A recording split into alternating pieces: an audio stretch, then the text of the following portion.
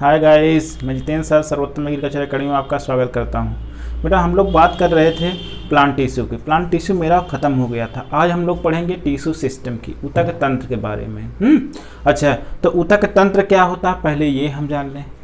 अभी तक हम लोगों ने क्या सेल के बारे में पढ़ा, सेल को एक समराइज किया, ऊतक बनाया था। अब क्या करेंगे, अब हम पढ़ेंगे ऊतक तंत्र। ठीक, मतलब ऊतकों का तंत्र। ऊतकों का तंत्र मतलब टिश्यू क्या हो जाएंगे, एक से अधिक टिश्यू। तो होगा क्या, वैसे मान लो एक मार्कर हमारा टिश्यू हो गया, ये भी एक टिश्यू है, ये भी एक टिश्यू है। ठीक है, तो क्या कहते हैं, एक से अधिक ऊतकों का वह संगठित रूप जो एक विशेष कार्य करने के लिए संगठित होते हैं। तो एक से अधिक ऊतकों का वह समूह जो विशेष कार्य करने के लिए संगठित होते हैं ऊतक तंत्र कहलाते हैं। ओके, तो आपको समझ में आ, जैसे मान लो ये हमने ऊतक रखा 1 2 3। ठीक, तो ये क्या हुआ, एक से अधिक ऊतक हो गए ना। इनका एक विशेष कार्य है, ये मार्कर का एक विशेष कार्य है। इसका मतलब क्या है, इससे सिर्फ लिखना ही है। ठीक, तो एक से अधिक ऊतकों का वह समूह जो विशेष कार्य करने के लिए संगठित होते हैं। जैसे मार्कर का काम क्या है, लिखना। ठीक, तो उसे हम क्या बोलेंगे, टिश्यू सिस्टम या ऊतक तंत्र बोलेंगे। चलो डेफिनेशन लिख लेते हैं बेटा। एक से अधिक ऊतकों का वह समूह जो एक विशेष कार्य के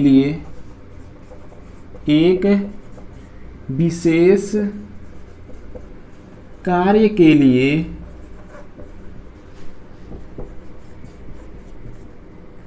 संगठित होते हैं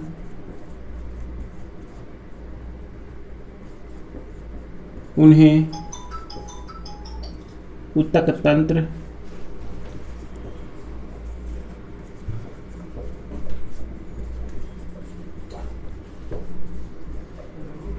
कहते हैं। ठीक, अच्छा, तो ये हमारे विशेष कार्य करेंगे। इस विशेष कार्य के आधार पर ये जो हमारे पास टिश्यू सिस्टम होता है, इसको हम 3 भागों में विभक्त करते हैं। ठीक, 3 भागों में विभक्त करते हैं। पहला हमारा क्या होता है, एपिडर्मल टिश्यू सिस्टम होता है। दूसरा होता है ग्राउंड टिश्यू या फंडामेंटल टिश्यू सिस्टम होता है।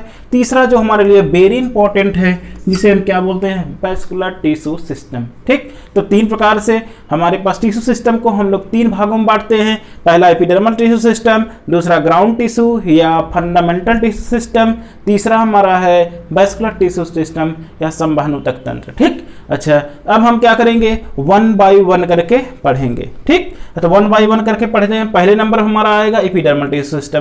तो हमने टिश्यू सिस्टम को 3 भागों में विभक्त किया।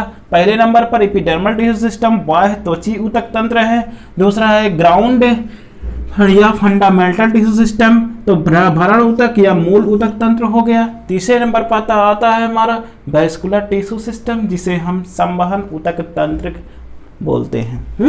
अच्छा, अब आते हैं हम सब कहां पर बेटा, कि पहले नंबर, पहले वाली हेडिंग हमारी कौन सी स्टार्ट होती है, epidermal tissue system. Epidermal tissue system क्या होगा बेटा, वह टिश्यू जो क्या हो, सिर्फ पौधे के बाह्य संरचना वाले भागों में पाया जाता है, उसे हम क्या बोलते हैं, एपिडर्मल टिश्यू सिस्टम बोलते हैं। जैसे रूट हेयर हो जाए, ठीक, और इसके बाद स्टेम हेयर हो जाए, और इसके बाद हमारे क्या हो जाए, कॉर्टेक्स हो जाए। ये सब सारी संरचनाएं जो होते हैं क्या मिलेंगी, हमारे एपिडर्मल टिश्यू सिस्टम में मिलेंगी। तो बाह्य त्वची ऊतक तंत्र कहाँ पर पाए जाते हैं बेटा, जो पौधे के बाह्य त्वची भाग में पाए जाते हैं उसे हम क्या बोलते हैं, एपिडर्मल बाह्य त्वची ऊतक तंत्र बोलते हैं। अच्छा, अब क्या होगा, बाह्य त्वची ऊतक तंत्र कहाँ पर पाए जाएंगे, कहाँ पर, मैंने बताया ना कि वह जो है बाह्य त्वची संरचनाओं में पाए जाएंगे।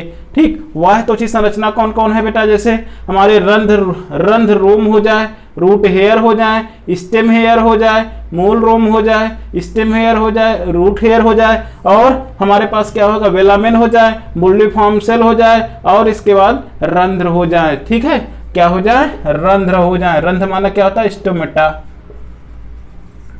ठीक, तो ये हमारे क्या हैं, ये हमारे सारी संरचनाएं क्या हैं, इपीडर्मल टिश्यू सिस्टम। तो यहीं से एक सवाल, ये लाइन आपके लिए बहुत ज़्यादा इंपॉर्टेंट है बेटा, कि इपीडर्मिस में क्या क्या पाए जाते हैं, मूल रोम पाए जाते हैं, रंध्र रोम पाए जाते हैं, मूल रोम पाए जाते हैं, फिर इसके बाद वेलामेन पाई जाती है, बुल्लीफॉर्म कोशिका पाई जाती है, ETC, ठीक। और इसके बाद एपिब्लेमा भी पाया जाता है इसी में।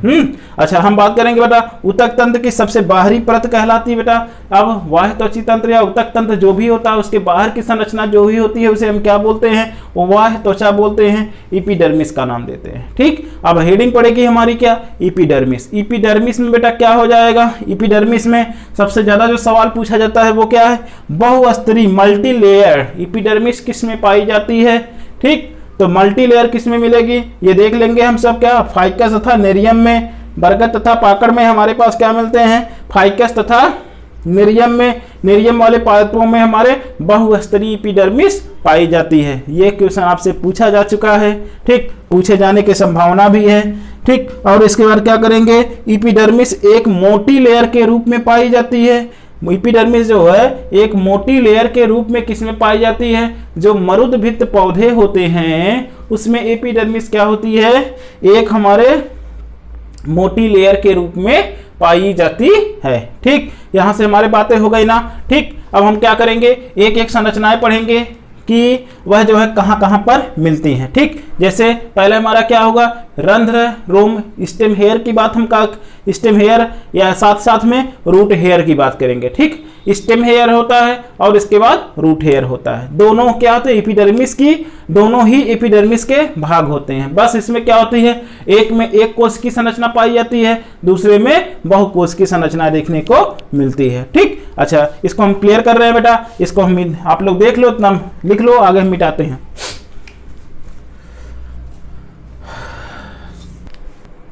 हम सब स्टार्ट करते हैं एपिडर्मिस, ठीक। एपिडर्मिस में हमारे क्या मल्टी लेयर हो गया था। फिर इसके बाद हम देखेंगे क्या कि एपिडर्मिस अनुपस्थित कहां पर होती है, एपिडर्मिस अनुपस्थित किन पादपों में होती है। तो जो जलीय पौधे होते हैं ना, जलीय पौधे जो होते हैं उसमें एपिडर्मिस नहीं पाई जाती है। तो एपिडर्मिस उसमें एब्सेंट होती है। मैंने अभी आपसे बोला रूट हेयर और स्टेम हेयर, ठीक। रूट हेयर में कोशिका कौन सी मिलती है, एक कोश की होती है, और जो स्टेम हेयर होता है उसमें जो कोशिका मिलती है वो कैसी होती है, बहुकोश की होती है, मल्टी सेलुलर सेल्स होती है, ठीक। अब एक में यूनिसेलुलर सेल्स पाई जाती है। अच्छा, जो रूट हेयर होता है ना उसको हम सब ईपीब्लास्ट बोलते हैं, ठीक। अच्छा, उसे हम क्या बोलेंगे, ठीक, ट्राइकोब्लास्ट बोलते हैं। एपिडर्मिस को उसमें जो होती है उसमें हमें ट्राइकोब्लास्ट भी एपिडर्मिस होती है, ट्राइकोम भी एपिडर्मिस होता है, हैं। जो ट्राइकोम होता है, ट्राइकोम किसका नाम होता है, स्टेम हेयर का नाम होता है, ठीक, शूट हेयर, ठीक। अच्छा, स्टेम हेयर, ट्राइकोम जो होता है वो हमारा बहुकोशिकी होता है, और जो स्टेम हेयर होता है यह ट्राइकोब्लास्ट कहलाता है। यह जो है इसमें एक कोश की संरचना देखने को मिलती है, और दोनों के दोनों कैसे होते हैं, एपिडर्मल पार्ट होते हैं, ठीक। चाहे ट्राइकोम पूछे, चाहे ट्राइकोब्लास्ट पूछे, चाहे एपिब्लेमा पूछे, तीनों के तीनों संरचनाएं किस में मिलेंगी, बाह्य कोश की संरचना होती है, बाह्य टिश्यू, इसमें एपिडर्मल टिश्यू सिस्टम पाया जाता है। ओके, अच्छा, अब बात करते हैं हम सब क्या बेटा कि नेक्स्ट जो एपिब्लेमा होता है, ठीक, एपिब्लेमा होता है, एपिब्लेमा जो है यह जो है क्या होते हैं, कहां पर पाया जाता है और इसका कार्य क्या होता है, दोनों को एक ही लाइन में समराइज कर दिया। एपिब्लेमा बेटा कहां पर पाया जाता है, कहां पर पाई जाएगी, ठीक, कहां पर मिलती है, तो यह जड़ में मिलती है, ठीक। अच्छा, इसका कार्य क्या होता है, यह जल तथा खनिज लवणों का अवशोषण करने का काम करता है। नीचे से जड़ में पाया जाता है तो जल तथा खनिज लवणों का अवशोषण करने का काम करेगा। एपिब्लेमा क्लियर हो गया, ट्राइकोब्लास्ट क्लियर हुआ, और इसके बाद ट्राइकोम क्लियर हो गया। तीनों की तीनों संरचनाएं कैसी होती है, हमारी एपिडर्मल संरचनाएं होती हैं। ट्राइकोब्लास्ट जो होता है वो हमारा रूट हेयर का नाम होता है, ट्राइकोम जो होता है वो हमारा स्टेम हेयर का नाम होता है, ठीक। और एपिब्लेमा जो होता है ये रूट में पाया जाता है, रूट में पाया जाएगा तो ये क्या काम करेगा, यह जो है वह जल तथा खनिज लवणों का अवशोषण करने का काम करेगा। ठीक, इतनी बातें हो गई ना। फिर इसके बारे में सब बात करेंगे बेटा। एक कोशिका होती है जिसका नाम होता है वेलामेन टिश्यू या वेलामेन ऊतक बोलो या वेलामेन कोशिका के नाम से भी जाना जाता है, दोनों टिश्यू बोल सकते हैं। तो वेलामेन टिश्यू जो होते हैं ना वो किन पौधों में पाए जाते हैं? ओके, तो वेलामेन टिश्यू जो होते हैं ना वो किन पौधों में पाए जाते हैं? जो उष्णकटिबंधीय पौधे होते हैं, ठीक, उष्णकटिबंधीय पौधे होते हैं, उनमें क्या मिलता ही है, हमारे पास वेलामेन टिश्यू पाए जाते हैं। उष्णकटिबंधीय पौधों में हमारे पास एक ही एग्जाम्पल हमारे सामने आता है बेटा, क्या? ऑर्किड्स। क्या नाम है? ऑर्किड नाम होता है बेटा। ऑर्किड वाले पौधे में क्या मिलती है हमारी? वेलामेन टिश्यू मिलता है। ओके, अच्छा, फिर इसके बाद क्या बात करेंगे, क्या कि वेलामेन टिश्यू क्या करता है? यह ह्यूमिडिटी को एब्जॉर्ब करने का काम करता है। ठीक, आर्द्रता ग्राही होता है। वेलामेन टिश्यू जो होते हैं उनका कार्य क्या होता है? वायुमंडल से नमी का अवशोषण करना होता है। वायुमंडल से नमी को अवशोषित कर लेते हैं और इसके बाद कोशिका जो हमारा प्लांट होता है, प्लांट को जीवित रखने में मदद करते हैं। ओके, तो वायुमंडल की नमी को एब्जॉर्ब करने के लिए क्या पाई जाती हैं? वेलामेन टिश्यू पाई जाती हैं। अब वो वेलामेन टिश्यू जो होते हैं, ठीक, उनका वो जो होते हैं कैसे होते हैं? वेलामेन जो कोशिकाएं होती है ना वो किस प्रकार से होती हैं? अगर हमारे पास क्या हो गया, वर्षा ऋतु नहीं है, अगर वर्षा ऋतु होगी तो जल से भरी रहेंगी। अगर शुष्क इन्वायरमेंट, गर्मी का दिन होगा तो जल की कमी होगी, इसलिए वायु से भरी होगी। ठीक, जब वायु से भरी होगी तो वो नमी को क्या करेगा? अब्जॉर्ब करने का काम करेगा। ठीक, तो वेलामेन की टिश्यू आपको समझ में आया। वेलामेन कोशिकाएं क्या होती हैं? का कार्य होता है वायुमंडल से आर्द्रता को अवशोषण कर देना। फिर इसके बाद वेलामेन कोशिकाएं होती हैं, कैसी होती हैं? वायु शुष्क में कैसी हो जाएंगी? वायु से भरी, ठीक, एरिएटेड हो जाती हैं। और इसके बाद जब वर्षा ऋतु में क्या हो जाएंगी? जल से भरी होती हैं। तो जल से भरी वर्षा ऋतु में, वायु से भरी किसमें? गर्मी में, ग्रीष्म ऋतु में हो जाएंगी। ठीक, अच्छा, नेक्स्ट जो हमारे पास इपिडर्मिस वाला पार्ट है वो कौन सा है? बुल्लीफॉर्म कोशिका। बहुत ज्यादा इंपॉर्टेंट बेटा, बुल्लीफॉर्म कोशिका, इसी का नाम होता है मोटर सेल, मोटर कोशिका, बुल्लीफॉर्म कोशिका या मोटर कोशिका। कभी कभी बेटा आपसे सवाल पूछ लिया जाता है, आप कहते हो ये तो मैं तो जानता नहीं हूँ तो आंसर कैसे दूंगा? ठीक, तो आप लोग जान लो बेटा, बुल्लीफॉर्म कोशिका ये कहाँ पर पाई जाती है? जो हमारे एक बीज पत्री पौधे होते हैं, जैसे ग्रासेस हो गई, ठीक है, जो घासें होती हैं उनमें क्या होती हैं? यह पाई जाती हैं। ठीक, तो यह जो है उसमें पाई जाएंगी। किसमें पाई जाती है? एक बीज पत्री पौधों की पत्तियों में ये देखने को मिलती है, बुल्लीफॉर्म कोशिका। ठीक, अच्छा, फिर बुल्लीफॉर्म कोशिकाओं का कार्य क्या होगा बेटा? यह जो है यह भी क्या होती हैं? आर्द्रताग्राही होती है और टर्गर प्रेशर को क्या कर देती है? नियंत्रित करने का काम करती हैं। रूट प्रेशर को मेंटेन कर देती हैं। टर्गर प्रेशर को क्या करती हैं? नियंत्रित करने का काम करती हैं। ओके, इतनी बातें हो गई ना। बुल्लीफॉर्म कोशिका आपको समझ में आई? बुल्लीफॉर्म कोशिका किसमें मिलेगी? यह जो है देखो इस रूप में पाई जाती है, ऐसे ऐसे क्या होगी? पाई जाएगी, ऐसे रहती है। ठीक, और बीच में क्या हो जाता है? एक छिद्रनुमा रहता है और इसी को हम लोग क्या बोलते हैं? बुल्लीफॉर्म कोशिका बोल देते हैं। ठीक, अच्छा, यह जो होते एक बीज पत्री पौधों में पाई जाएगी। वेलामेन किस में पाया गया था? ऑर्किड में पाया गया था, उष्णकटिबंधीय पौधों में पाया गया था। ठीक, अच्छा, अब आते हैं बेटा नेक्स्ट जो हमारे पास इंपॉर्टेंट है वो क्या है? स्टोमेटा, रंध्र। ठीक, रंध्र भी कहाँ पाया जाता है? एपिडर्मिस में पाया जाता है। ठीक, अच्छा, स्टोमेटा में पाए जाते हैं। तो स्टोमेटा जो होता है वो कहाँ पर पाया जाता है? यह मिलेगा कहाँ पर? पौधों की पत्तियों तथा उनके तनों की एपिडर्मिस में पाया जाता है। ऐसा नहीं है कि स्टोमेटा सिर्फ क्या पत्तियों में मिलता है, यह पत्तियों के साथ साथ तने में भी पाया जाता है। ओके, अच्छा, फिर इसके बाद बात करेंगे बेटा कि धसे हुए तथा गढ़े हुए। ठीक, धसे हुए, गढ़े हुए, इसको इंग्लिश में बोलते हैं क्या? सनकेन स्टोमेटा। क्या नाम बेटा? सनकेन स्टोमेटा गढ़े हुए या धसे हुए। स्टोमेटा किस में मिलेंगे? लो भैया, मरुदभिद पौधों में, मरुदभिद पौधों जीरोफिटिक प्लांट में। अब ये जीरोफिटिक प्लांट क्या होते हैं? जो बेटा जैसे ये पौधे वो होते हैं जो डिजर्ट में पाए जाते हैं, मरुस्थलीय भागों में पाए जाते हैं। ठीक है, तो उसी को क्या बोलते हैं? जीरोफिटिक प्लांट बोलते हैं। मरुस्थलीय में पाए जाएंगे, उसमें वाटर की कमी होगी, इसलिए वाटर के लॉस को कम करने के लिए स्टोमेटा कैसे हो जाएंगे? धस जाएंगे, या उसी में क्या हो जाएंगे? गढ़ जाएंगे, अंदर घुस जाएंगे। तो ऐसे वाले स्टोमेटा किस में देखने को मिलेंगे? हमारे मरुदभिद पौधों में, जीरोफिटिक प्लांट में। जैसे हमारे कैक्टस हो गया, नागफनी हो गई, ठीक, और इसके बाद हमारे एलोवेरा हो गए। इनमें क्या होता है? स्टोमेटा क्या हो जाते हैं बेटा? धसे हुए जीरोफिटिक प्लांट होते हैं वो, हैं। अच्छा, फिर इसके बाद क्या करेंगे?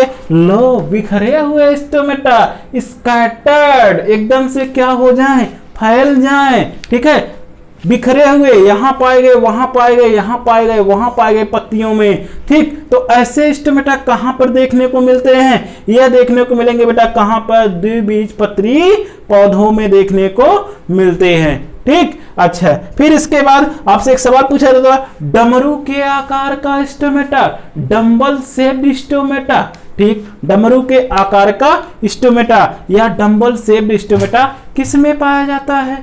तो डंबल शेप्ड स्टोमेटा जो होता है वो एक बीजपत्री पौधों में पाया जाता है। अच्छा, तो आपसे ये भी पूछा जाता है स्टोमेटा अनुपस्थित किस में होता है? स्टोमेटा नहीं पाए जाते हैं, या वेस्टिजियल स्टोमेटा या हमारा अवशेषी स्टोमेटा किस में पाया जाता है बेटा?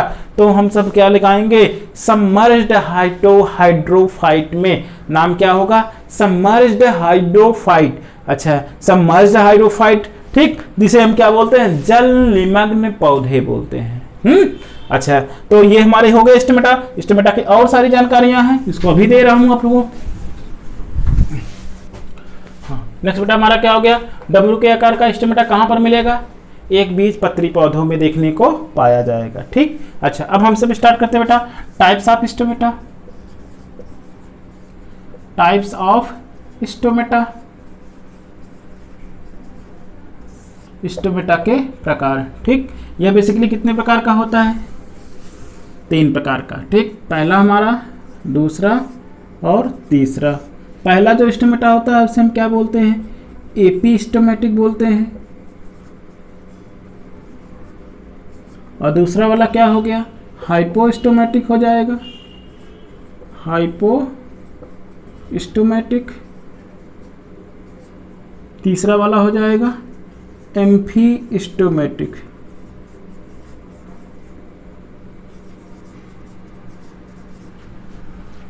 ठीक, अच्छा, इपीस्टोमेटिक, और इसके बाद अधिरंध्री, अधोरंध्री, और इसके बाद क्या? उभयरंध्री। ठीक, तो एक हमारा हो गया क्या?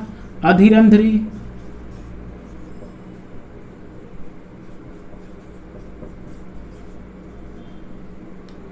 अधोरंध्री,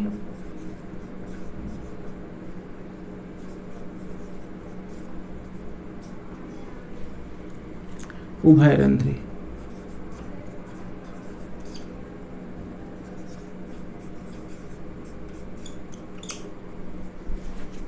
ठीक, इतने हो गए हमारे स्टोमेटा। अच्छा, क्या होता है इपीरंध्री, क्या होता है हाइपोस्टोमेटिक, और क्या होता है हमारा एम्फीस्टोमेटिक। ठीक, तीनों समझ लेते हैं बेटा। ठीक, चलो देख लेते हैं। अगर हमारे पास स्टोमेटा है, स्टोमेटा कैसा होता है बेटा? ये हमारा इस तरीके के संरचना में पाया जाता है।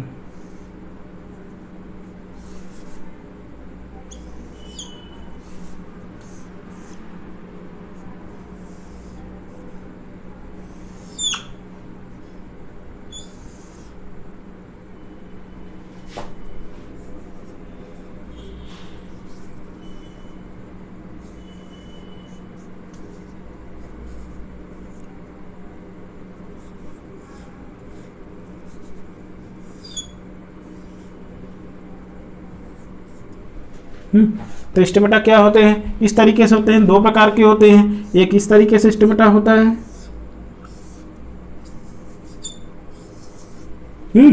चलो, तो एक हमारा इस तरीके से, देखो ये स्टोमेटा क्या है हमारा? ओपन है, ये खुला हुआ स्टोमेटा है और ये क्या होता है हमारा बंद स्टोमेटा कहलाता है। इसमें जो होते हैं स्टोमेटा क्या है क्लोज्ड है, ओपन स्टोमेटा और क्लोज स्टोमेटा। ठीक, बस यहाँ पर थोड़ी बेसिक जानकारी दे रहे हैं। बाकी हम लोग जब ट्रांसपिरेशन पढ़ेंगे, ट्रांसपिरेशन में स्टोमेटा के फिगर उसमें जो होते हैं उसके इंटरनल संरचना भी बताएंगे, कौन कितना मोटा होता है, कौन पतला होता है, सारी चीज़ें वहाँ पर जो होते हैं डिस्कस होंगी। तो दो बार ये सिलेबस आएगा, इसलिए जो होते हैं यहाँ पर जो जनरल बातें थे जो यहाँ से पूछी जा सकती थी यहाँ करवा देते हैं। बाकी जो हमारे स्टोमेटा का पोर्सन है वो हम सब जब ट्रांसपिरेशन पढ़ेंगे तो वहाँ पर जो होते फिजियोलॉजी में पढ़ाएंगे आपको। ठीक, वहाँ पर अच्छे से पढ़ाएंगे, अच्छे से डायग्राम ड्रा करके। लेकिन यहाँ पर सिर्फ हम इतना जान लेंगे कि स्टोमेटा कितने टाइप के होते हैं। ठीक, तो इपीस्टोमेटिक, हाइपोस्टोमेटिक और एम्फीस्टोमेटिक। ठीक, अच्छा बेटा ये देखो हमारे पास क्या हुआ, एक पत्ती है मान लिया, ये हमारी पत्ती है, यह इसकी क्या है ऊपरी सतह और एक क्या है निचली सतह। ठीक, अच्छा तो अगर हमारे स्टोमेटा क्या होते हैं ऊपरी सतह पर जो होते हैं ज्यादा पाए जाते हैं, ऊपरी सतह पर ज्यादा मिलेंगे। अगर ऊपरी सतह पर क्या हो गया स्टोमेटा ज्यादा मिलते हैं तब उसे हम क्या बोलते हैं इपीस्टोमेटिक बोलते हैं। यह हो गया क्या इपीस्टोमेटिक कंडीशन हो गई। ये सब हमारे क्या स्टोमेटा है।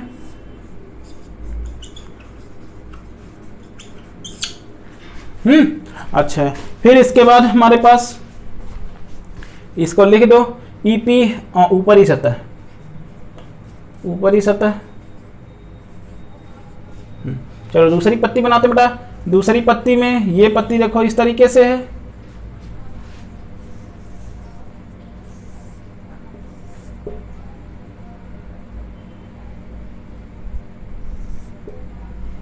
इसमें जो स्टोमेटा मिल रहे हैं वो इसकी निचली सतह पर मिल रहे हैं।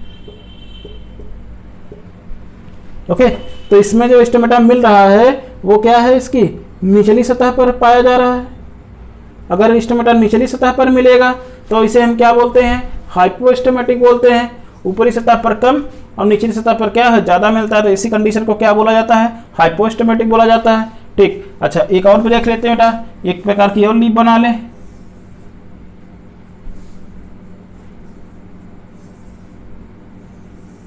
ओके, चलो ये हमारी लीफ बन के तैयार हो गई टेढ़ी मेढ़ी।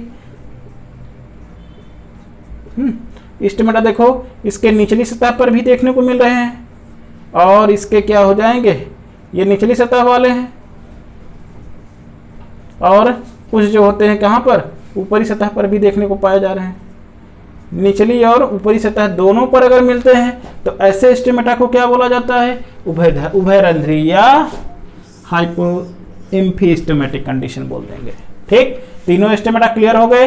ठीक, बस हम क्या करेंगे एक एक डिफिनीशन लिख लेंगे, बाकी जो होते हैं एग्जांपल जो होंगे वो हम नेक्स्ट में अगले जो होते हैं ट्रांसपिरेशन जब पढ़ने लगेंगे फिजियोलॉजी में वहां पर देखेंगे। ठीक, तभी हम सिर्फ इतना जानेंगे एपीस्टोमेटिक क्या होती है, हाइपोस्टोमेटिक क्या होती है, एम्फीस्टोमेटिक क्या होता है। एपीस्टोमेटिक क्या होगा जिसमें रंध्र ऊपरी सतह पर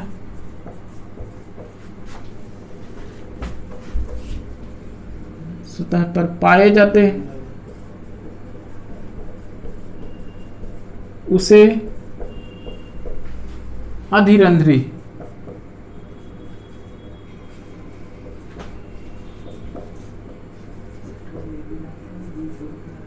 दशा कहते हैं। ठीक, अच्छा अब आते हैं हम सब कहां पर हाइपोस्टोमेटिक में। इसमें क्या हो जाएगा जिसमें रंध्र केवल निचली सतह पर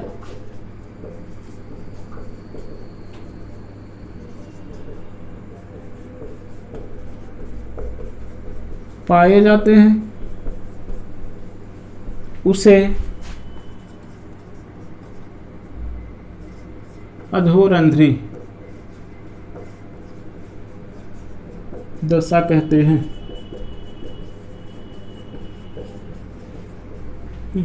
चलो अब क्या हो जाएंगे स्टोमेटा जिसमें स्टोमेटा दोनों सतहों पर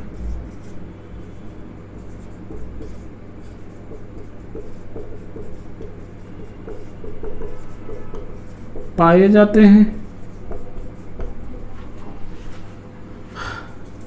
उन्हें या उसे उभयरंध्री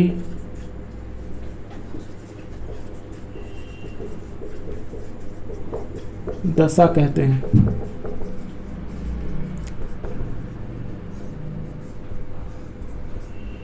ठीक, इसमें देखो निचली सतह पर है, ये है निचली सतह पर,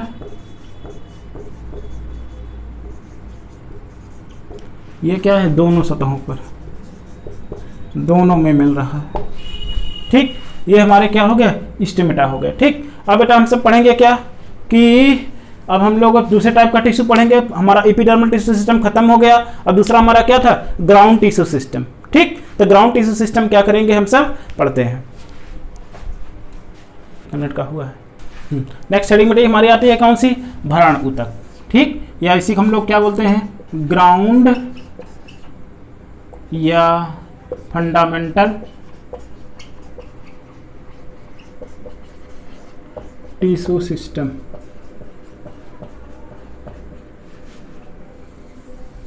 ठीक, अच्छा हम सब बेटा क्या करते हैं, वीडियो आज मेरी लंबी हो रही है, अब यहीं पर क्या करेंगे रोकेंगे। नेक्स्ट जो वीडियो बनेगा वो ग्राउंड टिश्यू सिस्टम और इसके बाद हमारा क्या वैस्कुलर बंडल का बनेगा। ठीक, अच्छा तो आप लोग वीडियो को देखो, लाइक करो बेटा, ज़्यादा से ज़्यादा क्या करो शेयर करो। ठीक, थैंक यू, धन्यवाद।